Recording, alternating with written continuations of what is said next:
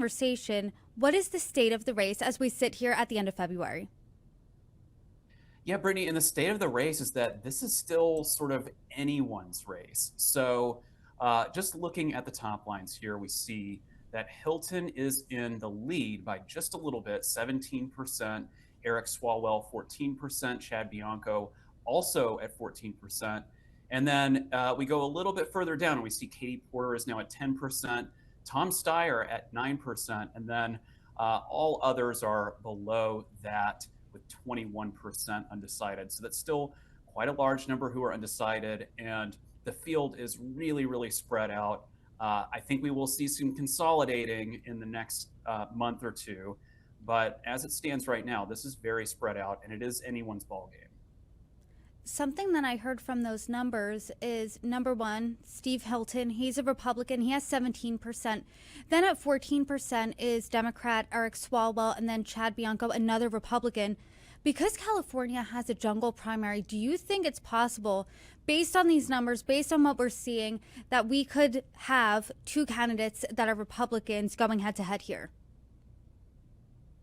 Well, okay. So I think based on these results, it is possible that that would happen. So we see some of these smaller candidates who are by and large Democrats have in the sort of 1% to 3% range.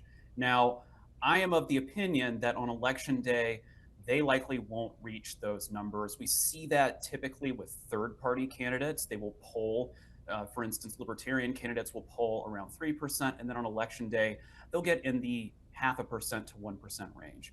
I think with some of this, some self sorting is going to go on, and some of these higher tier Democratic candidates will be the beneficiaries of that support. Now, that said, if things stand, if things hold as they are right now, that is possible. It is possible that there could be two Republicans heading into the general election. Again, I think it's just as likely that it's two Democrats who are heading into the general election because the field is just so spread out right now. So, again, anything could happen. I do think that Steve Hilton is well placed right now because he is winning some more of those independent voters, whereas Bianco is more so dependent on Republican voters. Republicans, however, are just split right now. So I do think Hilton is well placed. The others, Swalwell, again, he is clearly the front runner among the Democrats, but that could change quickly. Let's talk about where exactly voters are going because I know you said Hilton's well placed. He has some independents going to him. When you break it down by demographic, what sticks out to you? Yeah, like I said, those independents breaking for Hilton overall 22%. That's pretty big. Now, I don't expect that independents are going to, by and large, vote for Republicans here. And there are so many Democrats in the state that I think the Democratic vote share is going to be much higher. But looking a little bit further in the numbers, we see that Swalwell is winning Democrats about 22%, Porter 14%, and then Steyer around 12%. So that's still pretty close among those Democratic candidates with Democrats. Younger voters are mostly undecided. That's usually what we expect. And we also don't expect them to form any real large number in the primary. That will change for the general election. But here, I don't think any one candidate is going to be dependent on them.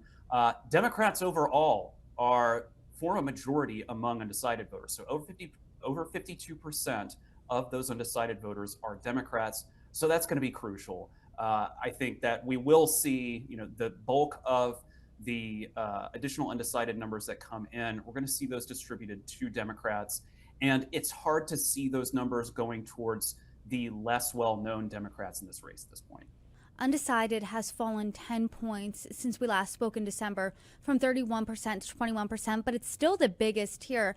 Steve Hilton's at number one. He's at 17%. Undecided still is bigger than that at 21%. How big do you think the undecided factor is going to be here? What does all of this indicate to you? Yeah, and so we've seen some of these undecided numbers drop, but they're going to not necessarily the top candidates. We did see that Hilton has benefited from those undecided numbers, but we've also seen candidates like Tom Steyer. He has more than doubled his vote share since our poll in December. So that's pretty big. I would not discount that. He is running a campaign that seems to be mostly focused on affordability. I think that is going to resonate here.